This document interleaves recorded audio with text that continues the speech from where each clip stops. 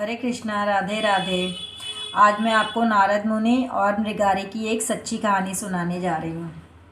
एक समय की बात है कि नारद मुनि जी पवित्र नदियों का स्नान करने के लिए प्रयाग में जा रहे थे। प्रयाग में गंगा, जमुना, सरस्वती जी का संगम है। नारद जी श्री कृष्ण के शुद्ध भक्त थे। शुद्ध भक्त होने के कारण उनके ऊपर श्री कृष्ण जी की अपार कृपा थी। उनका शरीर जो था बहुत आध्यात्मिक था। आध्यात्मिक शरीर होने के कारण वे किसी भी लोक में जा सकते थे, यहाँ तक कि वो बैकुंठ लोक तक भी जा सकते थे। तो ऐसे ही एक बार नारद मुनि जी जो थे वो जंगल में से होकर जा रहे थे, तो उन्होंने देखा कि एक जो है हिरन जो है उसको पैर में तीर लगा हुआ है, टांग टूटी हुई है, बहुत कष्ट में है, अधमरा सा हो रहा है। उन्हें ये सब देख के ना बहुत कष्ट होता है। थोड़ा और आगे बढ़ते हैं तो आगे जाके देखते हैं कि एक जंगली शूकर जो है उसके साथ भी ऐसा ही हुआ है। थोड़ा और आगे जाते हैं तो एक खरगोश देखता है। तो उन्हें ये सब देख के बहुत कष्ट होता है। वो जानना चाहते हैं कि ऐसा ये सब क्यों हो रहा है। वो थोड़ा और आगे बढ़ते हैं तो थोड़ा आगे जाकर वो देखते हैं कि एक शिकारी है जो पेड़ के पीछे है और जंगल के बहुत सारे जानवर जो है वो एक जगह पे एकत्रित हुए हैं। वो जो है उस शिकारी से अज्ञान है कि शिकारी है। नारद जी थोड़ा आगे बढ़ते हैं तो नारद जी को देख के सभी जानवर जो है इधर उधर भाग जाते हैं और शिकारी को ये देख के बहुत गुस्सा आता है। तो वो पेड़ के पीछे से जैसे ही आगे आता है नारद मुनि जी को अब शब्द कहने के लिए, तो नारद जी इतने शुद्ध भक्त होते हैं कि वो देख के उन्हें कुछ भी नहीं कह पाता। वो बोलता है कि जी आपका तो रास्ता कहीं और का है, तो आप इस जंगल में क्या कर रहे हैं। तो नारद मुनि जी क्रोध में होते हैं। तो नारद मुनि जी कहते हैं कि ये जंगल के जानवरों की जो हालत हुई है, क्या ये सब तुमने की है। तो वो बोलता है कि हाँ मैंने की है। उन्होंने कहा तुम ऐसा क्यों करते हो। बोला कि मैं शिकारी हूँ, तो ये सब तो मेरा पेशा है ऐसा करना। उन्होंने कहा तुम्हें पता है प्राकृतिक का नियम है, कष्ट के बदले कष्ट झेलोगे। इस जन्म में नहीं तो अगले जन्म में, अगले जन्म में नहीं तो उससे भी अगले जन्म में, लेकिन कष्ट तो झेलना ही पड़ेगा। तो क्यों पाप करते हो। अब जो है शिकारी के समझ आ जाती है। शिकारी जो होता है नारद जी के चरणों में गिर जाता है और कहता है कि मुझे मेरे पापों से मुक्ति दिलाइए। नारद मुनि जी कहते हैं कि ठीक है, सबसे पहले जो है मुझे तुमसे एक चीज़ चाहिए। वो कहता है हाँ आप बताइए आपको क्या चाहिए, कौन सी वस्तु चाहिए, मैं आपको ला के दूँगा।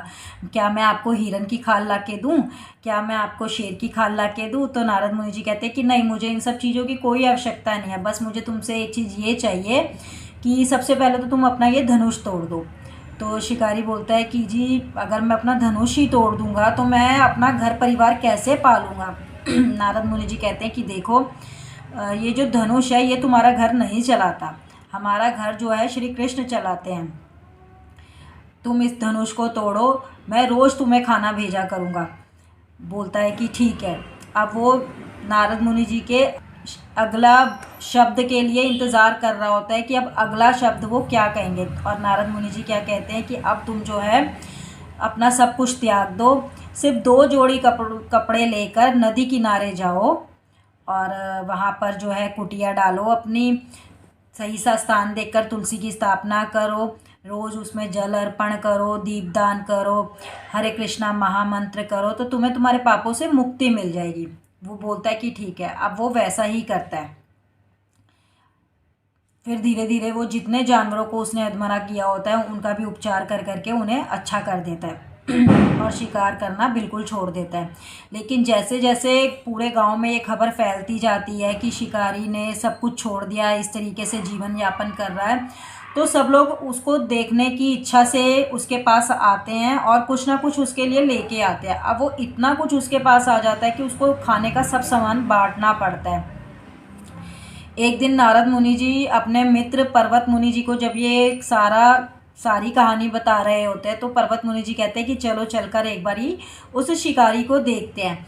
जब वो दोनों उस शिकारी के पास आते हैं तो वो शिकारी बहुत ज़्यादा खुश होता है उन्हें देखकर और उन्हें दंडवत प्रणाम करना चाहता है। लेकिन जहाँ नारद मुनि जी और पर्वत मुनि जी बैठते हैं वहीं पर चींटियों की एक लाइन चलती हुई आ रही होती है। अब वो उन्हें दंडवत प्रणाम भी नहीं कर पाता। तो पर्वत मुनि जी कहते हैं कि क्या सच में ये यही शिकारी है, ये तो बहुत सुधर गया। वो कहते हैं हाँ वो बिल्कुल भी उन चींटियों को कष्ट नहीं देना चाहता था। लेकिन जैसे ही लाइन समाप्त होती है तो वो उन दोनों को दंडवत प्रणाम करता है। दोनों पति पत्नी जो है भगवान को उनके चरण धोते हैं, फिर उसी जल को पीते हैं। तो भगवान कहते हैं कि जितना भोजन मिल रहा है पूरा हो रहा है ना, वो कहता है प्रभु इतना भोजन मिल रहा है कि मुझे बांटना पड़ता है, आप सिर्फ मुझे इतना भोजन दीजिए कि मेरा और मेरी पत्नी का गुजारा हो जाए, मुझे ज़्यादा की कोई आवश्यकता नहीं है। नारद मुनि जी कहते हैं कि ठीक है। नारद मुनि जी के मित्र जो हैं उनसे कहते हैं क्या ये सच में वही शिकारी है, मुझे विश्वास नहीं हो रहा। तो नारद मुनि जी कहते हैं हाँ ये वही शिकारी है, ये पापी था लेकिन पाखंडी नहीं था, लेकिन जैसे इसे इसके पापों का ज्ञान हुआ तो इसने ये सब कुछ छोड़ दिया और ये कृष्ण के चरणों में चला गया, इसलिए अब ये पापों से मुक्त होता जा रहा है। तो इसीलिए कहा जाता है कि हमारे जीवन में जो है गुरु का होना बहुत ज़्यादा ज़रूरी है। एक गुरु ही ऐसा होता है जो हमें भगवान की ओर ले जाता है। हरे कृष्णा, राधे राधे।